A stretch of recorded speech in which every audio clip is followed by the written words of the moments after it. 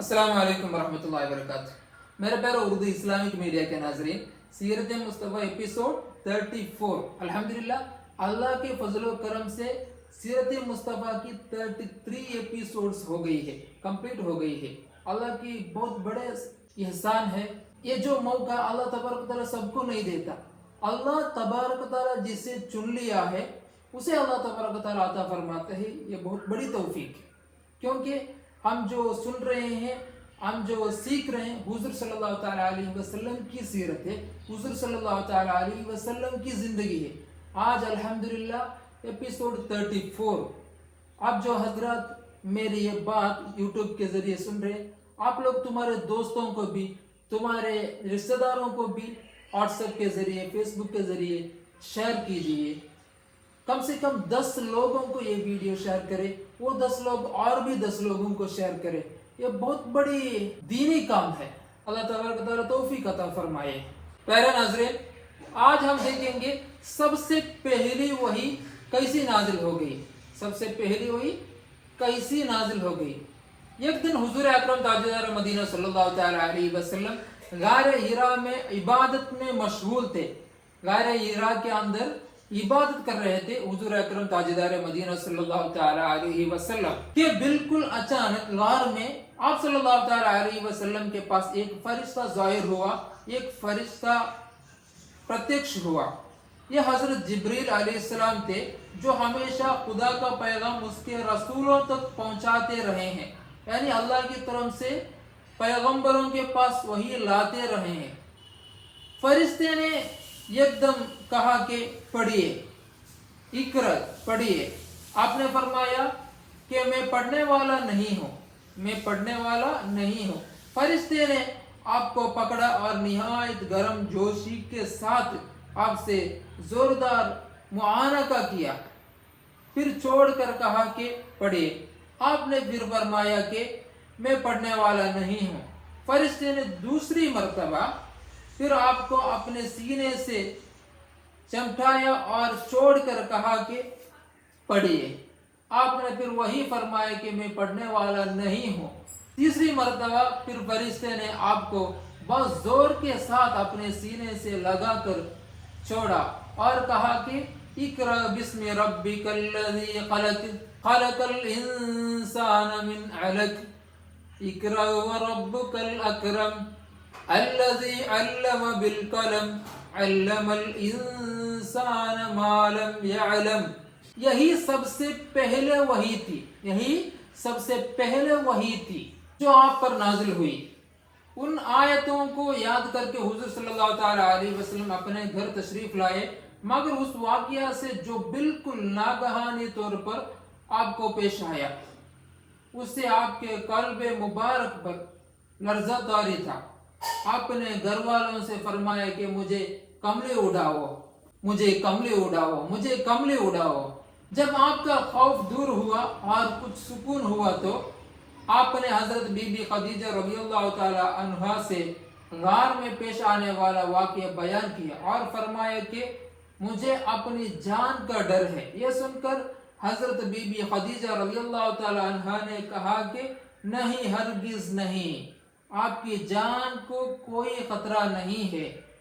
खुदा की कसम, अल्लाह ताला कभी भी आपको रुस्वा नहीं करेगा। आप तो रिश्तेदारों के साथ बेहतरीन सलूक करते हैं, दूसरों का भार खुद उठाते हैं, खुद कमा कमा कर मुफलिसों और मुहताजों को अता फरमाते हैं, मुसाफिरों की मेहरबान नवाजी करते हैं और हक व इंसाफ की खातिर सबकी मुसीबतों और मुश्किलात में काम आते हैं। ये जो खदीजा बीवी रज़ियल्लाहु तआला अन्हा की बातें देखिए, हजरत खदीजा बीवी रज़ियल्लाहु तआला अन्हा आप फरमाती हैं कि नहीं, हरगिज नहीं, आपकी जान को कोई खतरा नहीं। खुदा की कसम, अल्लाह ताला कभी भी आपको रुस्वा नहीं करेगा। आप तो रिश्तेदारों के साथ बेहतरीन सलूक करते हैं, दूसरों का भार खुद उठाते हैं, खुद कमा कमा कर मुफलिसों और मुहताजों को अता फरमाते हैं, मुसाफिरों की मेहमान नवाजी करते हैं और हक व इंसाफ की खातिर سب کی مصیبتوں اور مشکلات میں کام آتے ہیں۔ حضرت بی بی خدیجہ رضی اللہ تعالیٰ عنہ کی بہت خوبصورت باتیں ہیں حضور صلی اللہ تعالیٰ علیہ وسلم کے سامنے۔ اس میں ہمیں ایک سبق ملتا ہے کہ ایک بیوی شوہر کے ساتھ کیسے بات کرنی چاہیے۔ یہ بھی ہم سیرت مصطفیٰ میں حضور صلی اللہ تعالیٰ علیہ وسلم کی زندگی سے سیکھنا چاہیے۔ اس کے بعد حضرت خدیجہ رضی اللہ تعالیٰ عنہ آپ کو اپنے چاچا زاد بھائی ورقہ بن نوفل کے پاس لے گئے۔ ورقہ ان لوگوں میں سے تھے جو موحد تھے۔ ورقہ ایک خدا کو مانتا تھا اور اہل مکہ کے شرک و بت پرستی سے بیزار ہو کر نصرانی ہو گئے تھے اور انجیل کا عبرانی زبان سے عربی میں ترجمہ کیا کرتے تھے۔ بہت بوڑھے اور نابینا ہو چکے تھے۔ حضرت بی بی خدیجہ رضی اللہ تعالیٰ عنہ ان سے کہا کہ بھائی جان آپ اپنے بھتیجے کی بات سنیے۔ ورقہ بن نوفل نے کہا کہ بتائیے آپ نے کیا دیکھا ہے؟ حضور صلی اللہ تعالیٰ علیہ وسلم نے غار ہرا کا پورا واقعہ بیان فرمایا۔ یہ سن کر ورقہ بن نوفل نے کہا کہ یہ تو وہی فرشتے ہیں جس کو اللہ تعالیٰ نے حضرت موسیٰ علیہ السلام کے پاس بھیجا تھا۔ پھر ورقہ بن نوفل کہنے لگے کہ کاش میں آپ کی اعلان نبوت کے زمانے میں تندرست جوان ہوتا، کاش میں اس وقت تک زندہ رہتا جب آپ کی قوم آپ کو مکہ سے باہر نکالے گی۔